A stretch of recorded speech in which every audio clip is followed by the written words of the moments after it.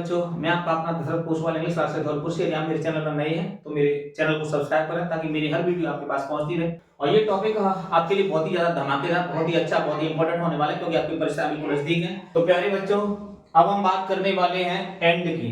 जो and conjunction है, अब हम बात करने वाले हैं एंड की। एंड भी दो तरीके से आता है, देखेंगे एंड।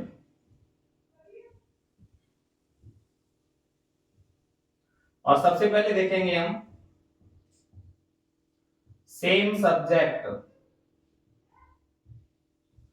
सेम सब्जेक्ट यानी समान कर्ता,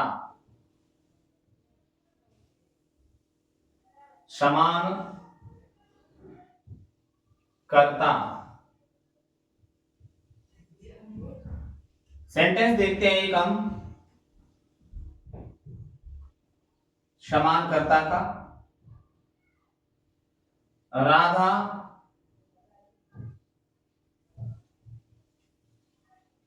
entered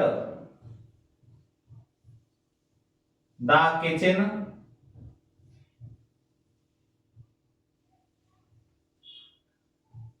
she made food। और यहां पर ब्रैकेट्स में आएगा एंड। अब यहां पर हमें एंड कंजंक्शन का क्या करना है, यूज करना है। तो अब एंड कंजंक्शन का किस तरीके से यूज करेंगे देखते हैं। अब देखिए, जब कर्ता समान होता सेम सब्जेक्ट में कौन सा रूल्स इसमें लागू होता है, तो देखना है हमें कि पहला वाक्य पूरा उतारें। पहला वाक्य में ये पूरा उतारना है, तो देखना है पहला वाक्य पूरा उतारेंगे। Radha entered the room, entered the kitchen,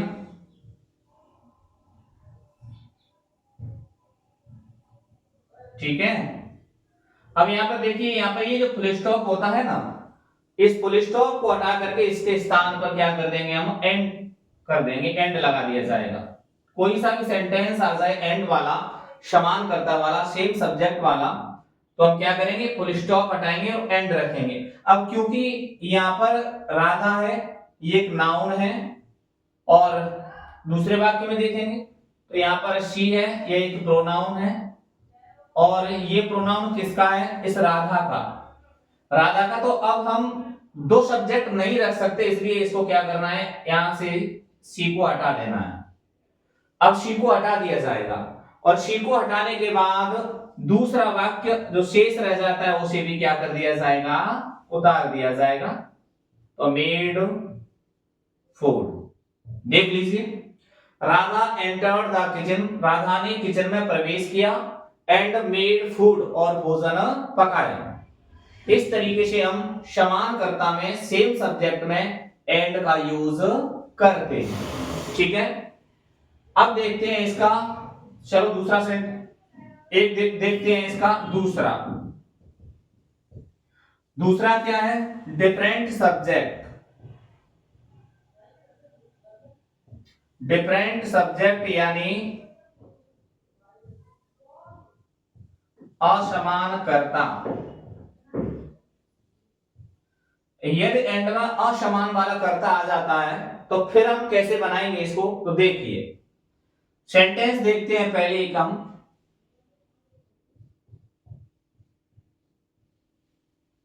Kamal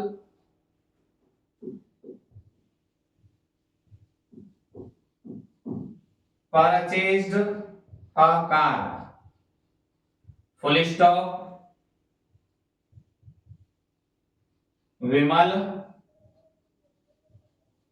purchased a car, और यहां पर आ जाएगा एंड। पहले तो हमें कुछ बातें याद रखनी है एंड के बारे में, कि यदि सेंटेंस में मैं एंड का यूज करना है तो ध्यान रखना है इसमें जो हेल्पिंग वर्ब होती है वो प्लूरल लगाई जाती है, बहुवचन लगाई जाती है। दूसरा, ये अंतिम जो नाउन होता है वो काउंटेबल होता है, तो अंतिम नाउन को भी प्लूरल कर दिया जाता है, बहुवचन कर दिया जाता है। और उससे पहले ये ए और एन होता है तो इसको भी क्या कर दिया जाता है, हटा दिया जाता है। तो अब देखेंगे टोटली हम किसका इसका किस तरीके से यूज करते हैं प्यारे बच्चों। तो देखना है मेरे साथियों, Kamal purchased a car, full stop Vimal purchased a car, इसमें हमें एंड का यूज करना है। तो किस तरीके से नियम हमें लगाना है इसमें देखना है कि पहले वाक्य का केवल सब्जेक्ट रखें, पहले वाक्य का केवल सब्जेक्ट रखें। तो यहां पर पहला वाक्य देखिए कमल है तो हमने कमल रख दिया, ठीक है। और पहला शेष वाक्य छोड़ दें, इस पहले शेष वाक्य को क्या करना है, छोड़ देना है साथियों। ये पहला वाक्य शेष इसको छोड़ दीजिए। इसके बाद अब हमें क्या करना है, यानी पहले वाक्य का सब्जेक्ट उतारना है और सब्जेक्ट उतारने के बाद एंड रखना है। क्या रखना है, एंड। और पहला शेष वाक्य छोड़ने के बाद दूसरा वाक्य पूरा का पूरा उतार दिया जाता है। लेकिन दूसरा वाक्य पूरा उतारने से पहले हमें देखना है कि यहाँ पर जो हेल्पिंग वर्ब है, मेन वर्ब, इसमें हेल्पिंग वर्ब तो है ही नहीं, ये मेन वर्ब है, ये प्लूरल है, हेल्पिंग वर्ब है या मेन वर्ब है, प्लूरल है या सिंगुलर है, तो इसको हमें प्लूरल करना है।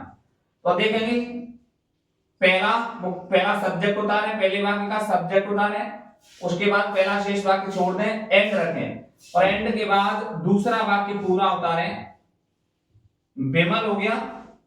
और बेमल के बाद इसमें हेल्पिंग वर्ब कुछ है नहीं तो डायरेक्ट मेन वर्ब उतारनी है, तो परचेज्ड। अब आगे जाएंगे तो यहां पर देखिए आपको ये ए मिला तो इसको हटा दिया जाएगा, क्योंकि ए और एन हमेशा एक के लिए आता है। किसके लिए आता है, एक के लिए, बल्कि हमें इसको प्लूरल करना है। और आगे कार मिलेगी तो कार काउंटेबल है, इसको हम गिन सकते हैं, तो कार को क्या कर दिया जाएगा, कार्स, क्या कर देंगे, कार्स, ठीक है। तो Kamal and Vimal purchased car, purchased cars, Kamal और विमल दोनों क्या कर, उन दोनों ने क्या किया, कार खरीदी। अब देखना है एक दूसरा सेंटेंस दिखाता हूं आपको इसमें कि Pooja is reading a book, full stop. Kavita is reading a book, और इसमें हमें एंड का यूज करना है।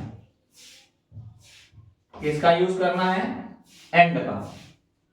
देखिए Pooja is reading a book, full stop, Kavita is reading a book, and का यूज करेंगे असमान कर्ता में। तो क्या करना है हमें, पहले वाक्य का केवल सब्जेक्ट उतारेंगे, तो पूजा रखिए आप यहां पर, पहला शेष वाक्य छोड़ दिया जाएगा, तो पहला शेष वाक्य छोड़ दीजिए। अब यहां पर हम एंड रखेंगे, और एंड रखने के बाद दूसरा वाक्य पूरा उतारेंगे। लेकिन दूसरा वाक्य पूरा उतारने से पहले ये चीज देखनी है हमें कि इसको प्लूरल करना है। वाक्य में ए और एन है तो इसको भी हटाना है, और अंतिम ये जो ऑब्जेक्ट है, नाउन है, यदि ये सिंगुलर है, काउंटेबल है, तो इसको भी हमें क्या करना है, प्लूरल करना है। तो देखिए पहले हम कविता उतारेंगे, कविता के बाद इज है तो इसको आर कीजिए, प्लूरल करना है तो आर हो गई। इसके बाद रीडिंग उतारिए, और रीडिंग के बाद ए को हटाइए और बुक को क्या कर देंगे, बुक्स कर देंगे, ठीक है। आशा करता हूं समझ में आ गया हो, उतारना चाहते हैं उतार सकते हैं। अब आगे देखते हैं एंड के बाद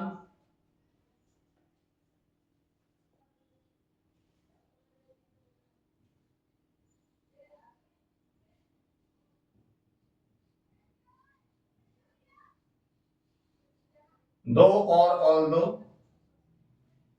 इसमें यूज इनका दो और ऑल्दो कंजंक्शन का यूज कैसे करते हैं।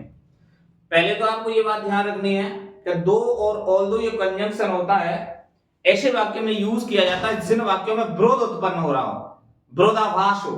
दोनों वाक्यों में विरोधाभास उत्पन्न होना चाहिए, और ऐसे वाक्य, ऐसे सेंटेंस जिनमें विरोध उत्पन्न होता है, दोनों कार्य अलग अलग किए जाते हैं, तब हम दो और ऑल्दो का यूज करते हैं।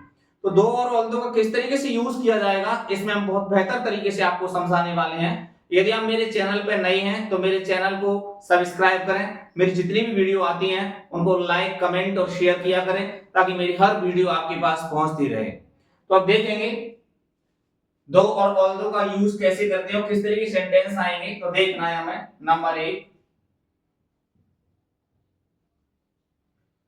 Ram is poor, full stop, he is honest. और इसमें हमें चाहे दो या ऑल्दो कुछ किसी का भी यूज करना हो, दो या ऑल्दो कोई सा भी यूज करें हम। देखिए Ram is poor, full stop, he is honest, यानी राम गरीब है, ही इज ऑनेस्ट, वह ईमानदार है। ग्रोथ है इसमें, गरीब है फिर भी ईमानदार है। ये गरीब होता तो चोरी कर सकता था और भी कुछ इलीगल कार्य कर सकता था, लेकिन फिर भी नहीं, फिर भी ईमानदार है वो। तो देखेंगे विरोधाभास उत्पन्न है। तो इस तरीके के वाक्य होते हैं जिनमें विरोधाभास उत्पन्न होता है, उनमें दो और ऑल्दो का यूज करते हैं। तो इनमें कैसे यूज किया जाएगा देखेंगे।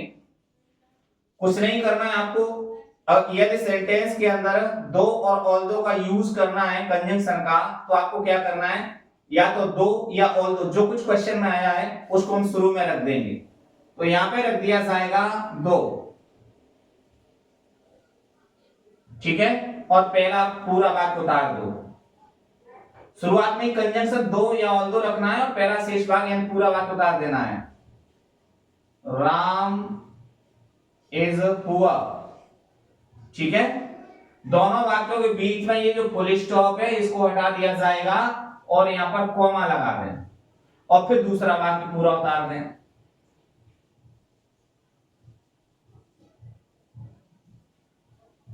ऑनेस्ट, दो Ram is poor, comma he is honest, कि राम गरीब है फिर भी ईमानदार है। तो दो और ऑल्दो का यदि कंजंक्शन का यूज करना है तो आपको इस तरीके से करना है, यानी जो सेंटेंस दे रखा हुआ उसके शुरुआत में ही आपको या तो दो या ऑल्दो दो क्या कर देने हैं, रख देने हैं, ठीक है। अब देखते हैं दो और ऑल्दो के बाद में आता है हमारा यट। यट का किस तरीके से यूज किया जाएगा, यट कंजंक्शन का यूज कैसे करें, ये भी विरोधाभास वाले वाक्यों में आता है और यट का यूज कैसे करते हैं ये भी देखते हैं हम। सेंटेंस मान के चलिए आ जाए,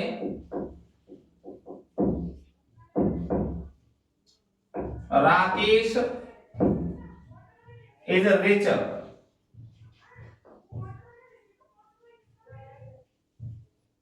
he cannot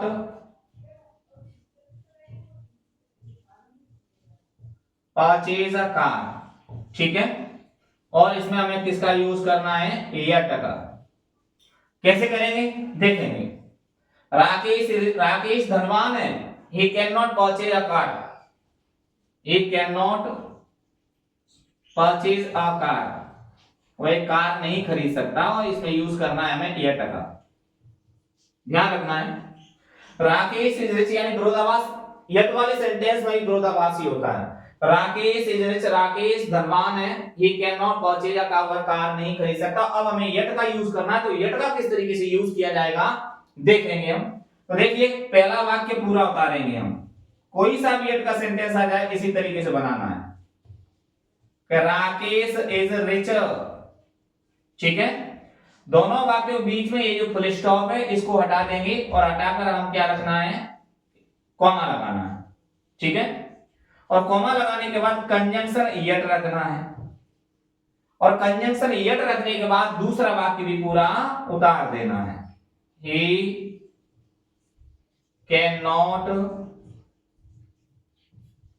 purchase a car, ये हो गया। पहला वाक्य पूरा उतारें, दोनों वाक्यों के बीच में फुल स्टॉप है उसे हटाकर कॉमा लगाएं, यट कंजंक्शन रखें और उसके बाद दूसरा वाक्य पूरा उतार दें। दूसरा देख लेते हैं, Sita worked hard, Sita worked hard, full stop, she failed, ठीक है, यट का यूज करना है। कैसे करेंगे देखिए, सीता वर्कड हार्ड, सीता ने कठोर मेहनत की, सी फेल्ड, लेकिन फिर भी वो क्या हो गई, फेल हो गई। सीता ने विरोधाभास हो रहा है कि नहीं हो रहा है? तो अब आपको क्या करना है साथियों, बहुत ही प्यारा क्वेश्चन है, देख लें। पहला वाक्य पूरा उतारिए, तो सीता वर्कड हार्ड, दोनों वाक्य के बीच में फुल स्टॉप हटा दो, कॉमा लगा दो, इसके बाद कंजंक्शन यट रखिए और दूसरा वाक्य पूरा उतार दीजिए, सी फेल्ड। समझ में आया? फिर भी आपको अगर कोई प्रॉब्लम होती है तो आप मुझे कमेंट के माध्यम से पूछ सकते हैं।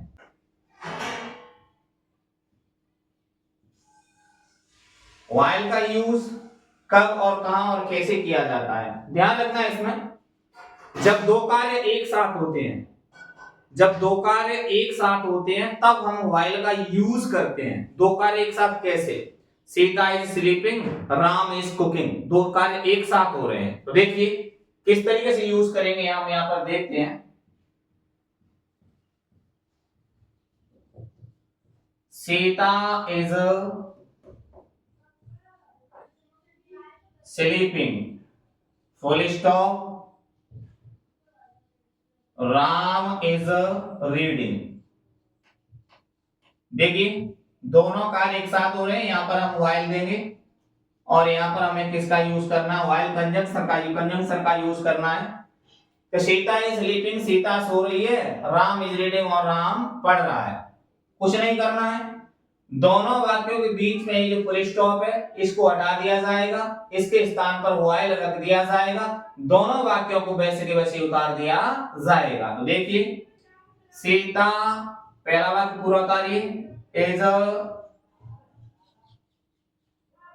स्लीपिंग, फुल स्टॉप हटा दो, व्हाइल रख दो, ठीक है, और दूसरा वाक्य भी पूरा उतार दीजिए, राम इज रीडिंग। इस तरीके से, यानी व्हाइल में दोनों वाक्यों के बीच में ये फुल स्टॉप होता है ना, उस फुल स्टॉप को हटाकर वहां पर व्हाइल रख दीजिए और दोनों वाक्यों को सेम टू सेम उतार दीजिए, दोनों में कोई परिवर्तन नहीं करना है। इसके आगे की वीडियो सिर्फ टॉपिक आने वाला है, ठीक है, धन्यवाद।